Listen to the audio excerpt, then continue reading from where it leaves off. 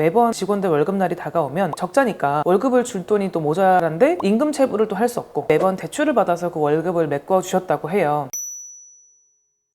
오늘의 구독자님은 8남매의 넷째로 태어나서 어릴 때부터 60대이신 지금까지 한마디로 고생길만 쭉 걸으신 참 성실하고 또 참 안타까운 그런 분이십니다. 이분은 어렸을 때는 형제자매가 워낙 많다 보니까 밑에 동생들 뒷바라지를 하기 위해서 일찌감치 중학교 교육만 마치고 공장에 취업을 하셔서 부지런히 일을 하시고, 그러다가 그 공장에서 만난 분과 결혼을 하셨는데 남편께서 동대문 의류 사업을 하시면서 우리 구독자님과는 상의도 하지 않고 계속 무리하게 사업을 벌리고 실패를 하고 이거를 이제 반복하는 바람에 결국에는 이제 생활고로 이혼을 하시게 되었다고 해요. 이혼을 하면서 생활비를 또 벌어야 되니까 좋은 기회로 지인이 정리하려던 횟집을 인수받아서 11년 동안 열과 성을 다해서 운영을 해오셨는데요. 그 횟집으로 인해서 결국 더 큰 부채를 지게 되셨지만 그 이야기는 좀 이따 천천히 해보기로 하고, 제가 느낀 오늘 주인공은 정말 성실, 그 유전자가 몸에 새겨진 그런 분이다 라고 짧게 정리를 해볼 수 있겠습니다. 이분은 현재 총 1억 원 정도의 채무를 갖고 계시고요. 횟집이 우리 구독자님이 워낙 깔끔하고 성실하게 오랫동안 운영을 하셨다 보니까 동네 장사는 나쁘지 않게 됐다고 해요. 근데 이제 위치도 안 좋고 또 인건비가 워낙 높다 보니까 비용들을 다 메꿀 정도로 충분한 매출이 나오지는 않았던 모양이에요. 결국은 폐업을 하시게 됐고 지금은 매출도 없고 하니까 소득은 없는 영원인 상태이시고요. 횟집을 운영하면서 왜 1억이나 부채가 생겼을까요? 요즘 요식업 창업을 생각하고 계신 분들이 많잖아요. 그런 분들은 더 주목해서 한번 들어봐 주시면 좋을 것 같아요. 자영업의 고단한 현실이 어떤지를 한번 알려드리겠습니다.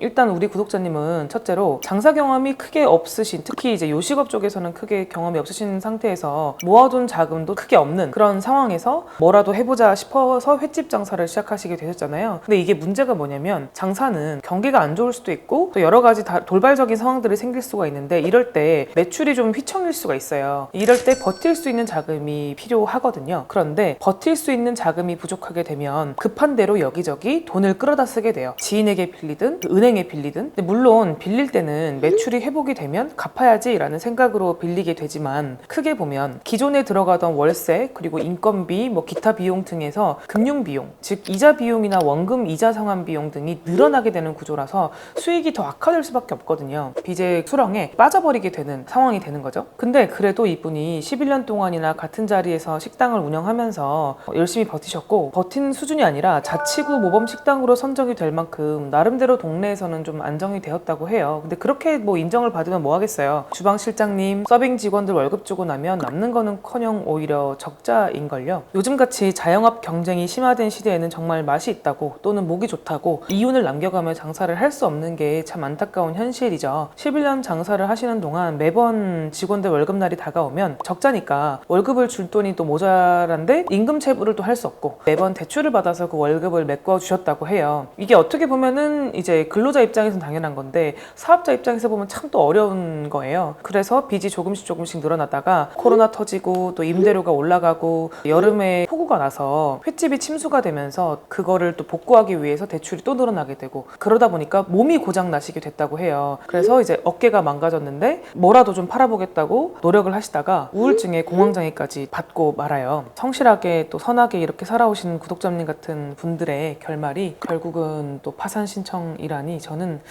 참 이런 사연을 볼 때마다 마음이 좀 좋진 않습니다. 이분은 사연이 있는데요. 따님이 먼저 저희 사무실에서 신청을 하셨고요. 이 따님이 이제 직장을 다니셨던 분이라서 개인회생을 하셨는데 면책까지 잘 마무리가 되셨어요. 원래는 개인회생 신청하실 때 어머님께도 이제 같이 하자고 권유를 했었는데 어머님이 이제 파산에 대한 강한 거부감이 있으셨고 횟집도 운영을 하고 계셨으니까 그때는 신청을 못 하셨는데 따님이 또 빚으로부터 어느 정도 자유로워지신 거를 보고 용기를 내셨다고 합니다. 따님께 이제 기대지 않고 여기저기 상담을 받아보신 모양인데요. 다들 뭐 신체 건강하니 파산이 어려울 수 있다거나 아니면은 터무니없는 수입료를 요구한다거나 뭔가 신뢰할 수 없는 그런 상황 속에서 너가 했던 곳을 한번 소개해다오 이렇게 이제 부탁을 드렸다고 해요. 처음에 이제 어머님 상담을 진행할 때 제가 여러 가지로 마음이 좋지 않았는데요. 왜냐면은 개인회생이나 개인 파산을 해드릴 때 나중에 이렇게 찾아오시는 분들 분들이 많아요. 사실은 우리 아버님도, 사실은 우리 어머님도, 사실은 우리 아들도 이런 식으로 찾아오시는 분들이 많은데, 이 따님의 개인회생에는 또 어머님의 그 횟집 운영이 또 원인이 되기도 했거든요. 우리 따님한테도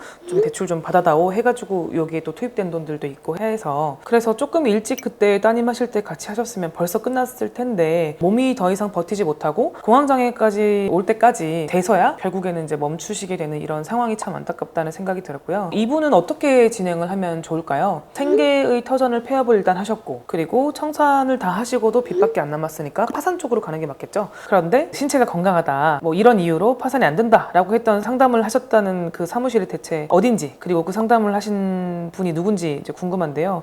공부를 좀 하셨으면 좋겠어요. 된다 안 된다는, 물론 이제 누군가에게는 어려운 판단일 수도 있겠지만 순식간에 이렇게 손바닥 뒤집듯이 되는지 안 되는지 되게 명확한 분들이 있어요. 경계에 있는 분들도 있고요. 근데 이분은 명확한 분이긴 했거든요. 저희가 남의 인생에 대해서 길잡이를 해주는 역할인데 설렁설렁 대충 상담하고 틀린 상담하고 그래서야 되겠습니까?